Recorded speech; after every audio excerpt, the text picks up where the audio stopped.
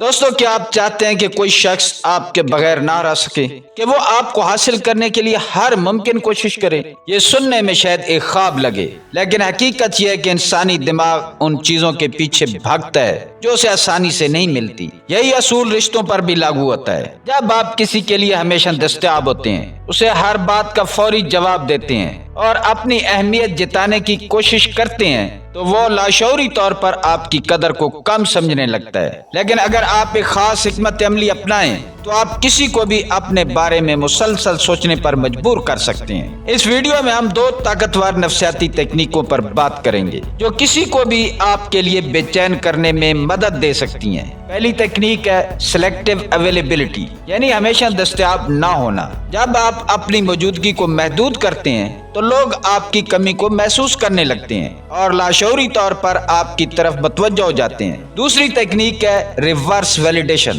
جو ایک خاص انداز میں الفاظ کے چناؤ کا طریقہ ہے۔ اس کے ذریعے آپ سامنے والے کے ذہن میں یہ احساس پیدا کر سکتے ہیں کہ اسے آپ کی توجہ حاصل کرنے کے لیے کچھ خاص کرنا ہوگا۔ یہ دونوں تکنیکیں مل کر جذباتی سرمایہ کاری کو بڑھاتی ہیں، ایموشنل انویسٹمنٹ کو بڑھاتی ہیں۔ یعنی جب کوئی شخص آپ کے بارے میں زیادہ سوچنے لگتا ہے، آپ کی رائے کو اہمیت دیتا ہے اور آپ کو کھونے کے خوف میں مبتلا ہو جاتا ہے۔ اگر آپ تعلقات میں اپنی قدر بڑھانا چاہتے ہیں اور چاہتے ہیں کہ کوئی شخص آپ کو پانے کے لیے بے چین ہو جائے تو اس ویڈیو کو آخر تک دیکھیں۔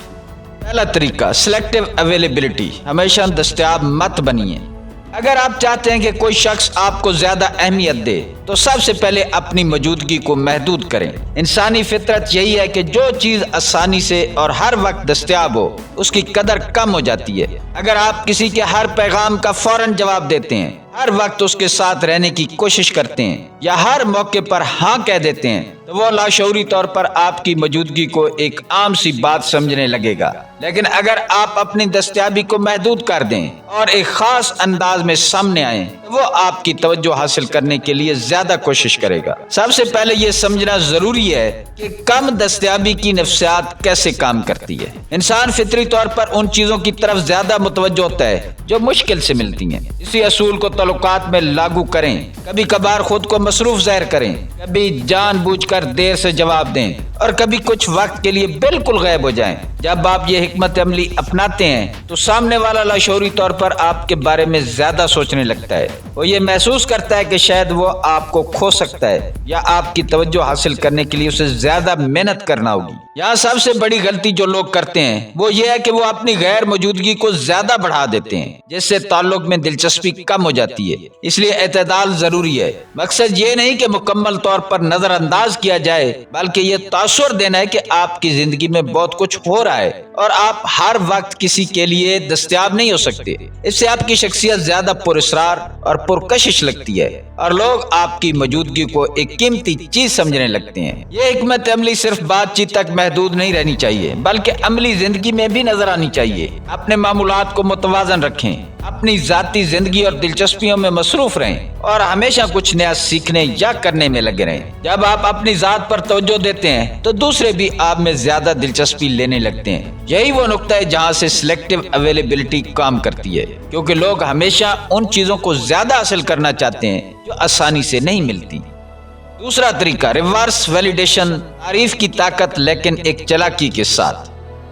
انسانی فطرت ہے کہ وہ اپنی خوبیوں کو تسلیم کروانے کے لیے محنت کرتا ہے۔ جب کسی کی تعریف کی جاتی ہے تو وہ خوش ہوتا ہے، لیکن اگر اس تعریف کے ساتھ ایک معمولی سا چیلنج شامل کر دیا جائے تو وہ اسے قبول کرنے پر مجبور ہو جاتا ہے۔ یہی نفسیاتی نقطہ ریورس ویلیڈیشن کی تکنیک کو طاقتور بناتا ہے۔ اگر آپ کسی شخص کی صرف سیدھی تعریف کریں گے تو وہ اسے ایک عام جملے کی طرح لے گا، لیکن اگر آپ تعریف میں ایک ہلکا سا سوالیہ پہلو شامل کر دیں تو وہ فوراً خود کو ثابت کرنے کی کوشش کرے گا۔ مثال کے طور پر، اگر آپ کسی سے کہیں کہ تم بہت ذہین ہو تو وہ بس مسکرا دے گا، لیکن اگر آپ یوں کہیں کہ مجھے لگتا ہے تم ذہین ہو لیکن میں ابھی تک پوری طرح قائل نہیں ہوا، تو وہ فوراً اپنی ذہانت کو ثابت کرنے کی کوشش کرے گا۔ یہی وہ لمحہ ہے جب وہ آپ کی توجہ حاصل کرنے اور اپنی خوبی کو ثابت کرنے کے لیے مزید محنت کرے گا۔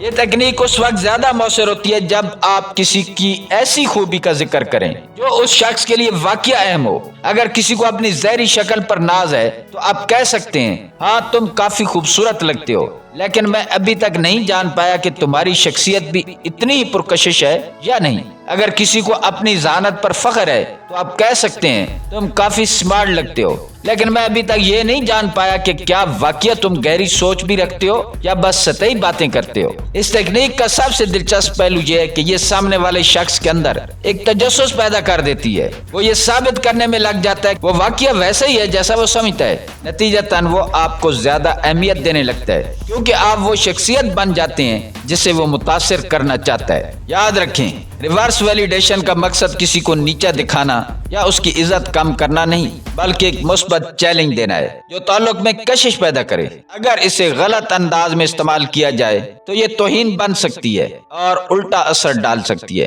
لیکن اگر اسے ذہانت اور توازن کے ساتھ برتا جائے تو یہ کسی کو آپ کی طرف متوجہ کرنے کا ایک اہم مؤثر ذریعہ بن سکتی ہے۔ دوستو، آخر میں اگر آپ چاہتے ہیں کہ لوگ آپ کو اہمیت دیں اور آپ سے محبت کریں تو جذباتی سرمایہ کاری، ایموشنل انویسٹمنٹ کو بڑھانے کی تکنیکوں کو سمجھیں۔ انسان ہمیشہ ان چیزوں سے زیادہ جڑتا ہے جن میں اس نے اپنی توانائی، وقت اور جذبات لگائے ہوتے ہیں۔ جب کوئی کسی چیز میں سرمایہ کاری کرتا ہے، چاہے وہ وقت ہو، محنت ہو یا جذبات، تو وہ اسے چھوڑنا نہیں چاہتا کیونکہ اس کے لیے وہ چیز یا شخص قیمتی بن چکا ہوتا ہے۔ یہی اصول تعلقات میں بھی کام کرتا ہے۔ اگر آپ کسی کی زندگی میں جذباتی سرمایہ کاری بڑھا دیں تو وہ آپ سے جڑنے پر مجبور ہو جائے گا اور آپ کے بغیر رہنے کا تصور بھی اس کے لیے مشکل ہو جائے گا۔ اس کے لیے سب سے پہلا طریقہ یہ ہے کہ آپ اپنی کہانی شیئر کریں۔ جب آپ کسی سے اپنی زندگی کے راز، ذاتی تجربات یا اندرونی جذبات شیئر کرتے ہیں تو وہ لاشعوری طور پر آپ سے جڑنے لگتا ہے۔ یہ انسانی فطرت ہے کہ ہم ان لوگوں سے زیادہ قریب محسوس کرتے ہیں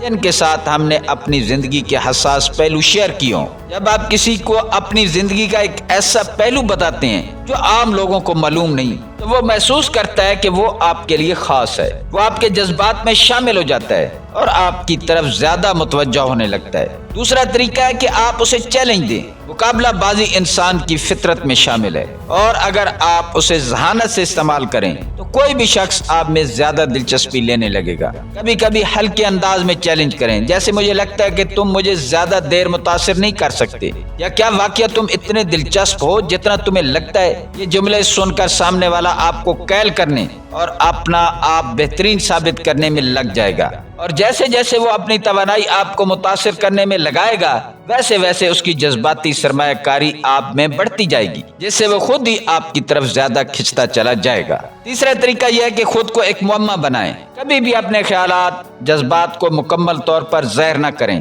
اگر آپ ہر چیز واضح کر دیں تو دوسرے شخص کے لیے آپ کی دلچسپی کم ہو جائے گی، لیکن اگر آپ کبھی اشارے دیں، کبھی خاموشی اختیار کریں تو وہ آپ کو سمجھنے میں لگا رہے گا۔ جب انسان کسی چیز کو مکمل طور پر نہیں سمجھ پاتا تو وہ اس کے بارے میں مزید جاننے کی کوشش کرتا ہے۔ یہی تکنیک آپ کو مزید پرکشش بناتی ہے اور دوسرے شخص کو جذباتی طور پر آپ میں سرمایہ کاری کرنے پر مجبور کرتی ہے۔ یہ تینوں طریقے مل کر ایک ایسا تاثر پیدا کرتے ہیں جو سامنے والوں کو آپ سے جڑنے پر مجبور کر دیتا ہے۔ جب وہ اپنی توانائی، وقت اور جذبات آپ میں لگا چکے گا تو آپ کے بغیر رہنے کا تصور بھی اسے مشکل لگنے لگے گا۔ یہی وہ تکنیک ہے جو آپ کو لوگوں کے ذہنوں میں خاص مقام دینے میں مدد دیتی ہے۔ دوستو، امید ہے آپ کو ویڈیو پسند آئی ہوگی۔ اس طرح کی مزید نفسیات سے ریلیٹڈ ویڈیوز دیکھنے کے لیے ہمارے چینل کو سبسکرائب کریں، ویڈیو کو لائک کریں، شیئر کریں۔ ملتے ہیں کسی اگلی ویڈیو میں۔ اللہ تعالیٰ آپ کا حامی و ناصر ہو۔